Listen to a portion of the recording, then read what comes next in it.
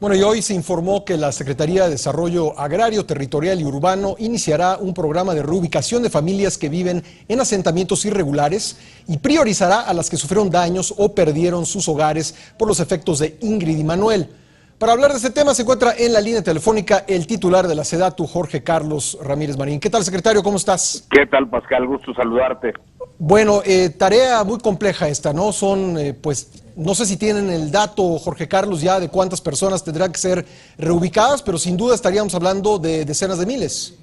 Decenas de miles. En este caso, en este momento llevamos contabilizadas ya más de 6,000 viviendas que tendrán que reconstruirse. Sí. Buena parte de esas viviendas no se podrá reconstruir en el mismo lugar en el que le ha ocurrido la tragedia, precisamente porque pues están ubicadas en una zona de riesgo.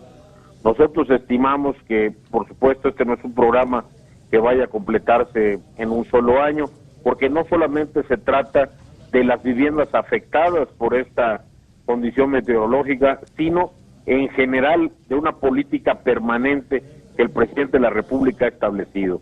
Cambiar definitivamente el lugar a quienes están ubicados en zonas de riesgo. Es decir, en esta ocasión algo que será diferente, que será distinto, es que no se van a reconstruir viviendas, bueno, y tampoco caminos, según tengo entendido, y otras infraestructura diversa, lugares que fueron destruidos, porque lo más seguro es que volvería a ser destruido.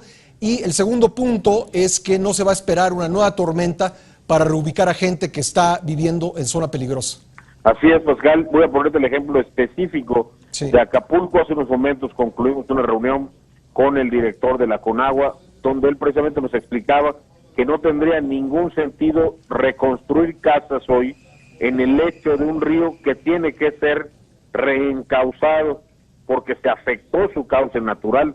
Entonces, si hoy reconstruimos, simplemente damos por saldado este expediente con esos ciudadanos, lo que va a pasar es que cuando el cauce del río sea nuevamente ubicado como debe ser, pues esas casas tendrían que ser derruidas. Como bien lo explicabas tú, es una labor compleja. Estamos iniciando los trabajos en La Pintada, esta comunidad que desafortunadamente sufrió este grave deslave que costó la vida a más de 50 personas. Sí. Y allá este es un buen ejemplo de cómo, de qué tan complejo va a ser este trabajo, porque ahí se trata de que son habitantes que viven y dependen de lo que cultivan en esa zona, que es café, sí. Un cultivo de zonas altas que requiere vivir pues cerca de cerros y montañas. Encontrar el espacio donde pueda ser trasladada toda esta comunidad no va a ser algo tan sencillo.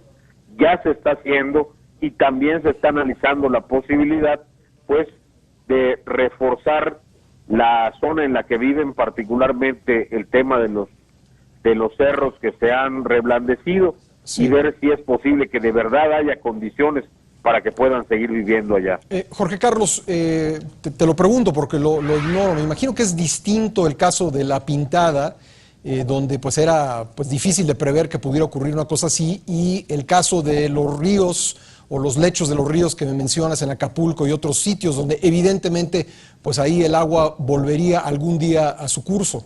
Sin lugar a dudas que es completamente diferente y que es muy evidente que si tú instalas tu casa en el lecho de un arroyo, tarde o temprano ese arroyo llevará nuevamente agua, sí. Y tu casa desaparecerá. Si te instalas en lo que eran zonas humedales de desahogo o de desagüe de la laguna, tarde o temprano va a haber una situación como la de ahora que haga desaguar a la laguna y son tus casas las que se van a inundar. Lo inexplicable ya, estimado Pascal, es que se trata pues no de casas que construyó la gente nada más, sino de casas que construyeron desarrolladores de vivienda, sí. Lo cual, pues como ha exigido el gobernador de Guerrero y ha instruido el presidente de la República, obliga a una investigación profunda. Jorge, de veras vamos a llegar al fondo de este asunto, vamos a saber quiénes tuvieron esta responsabilidad de haber decidido construir en un lugar donde pues ya se ha visto, no solamente por esta tormenta, porque también con Henrietta hace algunos años se vivió lo mismo. ¿Llegaremos al fondo esta vez? Llegaremos al fondo. El presidente ha señalado las instancias a las que estamos obligados a determinar. Sí. ¿En qué condición se adquirió esa tierra? ¿Quiénes concedieron los permisos y bajo qué condiciones los otorgaron? Y los que desarrollaron, si efectivamente cumplieron con las disposiciones a que se habían comprometido, o como parece haber evidencia, inclusive alteraron cauces naturales, afectaron medidas de la naturaleza. Sí. Y pues obviamente las consecuencias las estamos viendo. A reserva de que se haga la investigación, porque evidentemente antes no se puede saber, pero desde tu punto de vista, ¿podemos estar ante un caso de corrupción en estas decisiones? Yo creo que no es un solo caso, Pascal, son muchos casos de corrupción en todo el país, en zonas en las que evidentemente no debieron haberse establecido viviendas, sí, no debieron haberse concedido permisos, no solamente en términos de riesgo, sino también en términos del número de viviendas que se aceptan, en términos de las condiciones de servicios que muchas veces no son suficientes para cubrir todas las viviendas que se han construido. Sí es evidente que así como hay casos de presión por el hecho de que, pues bueno, son fuentes de empleo que se van a crear en el municipio y son oportunidades para los que ya viven en ese municipio, pues en otros casos evidentemente se trata de actos donde se escalpan los requerimientos y entonces se construye porque sí, porque ahí la tierra es más barata o simplemente porque ahí hay una autoridad solícita que se muestra anuente a dar las autorizaciones aunque no se llenen los requisitos. ¿A cuánto podría ascender pues la reubicación de estas 6,000 familias, Jorge Carlos?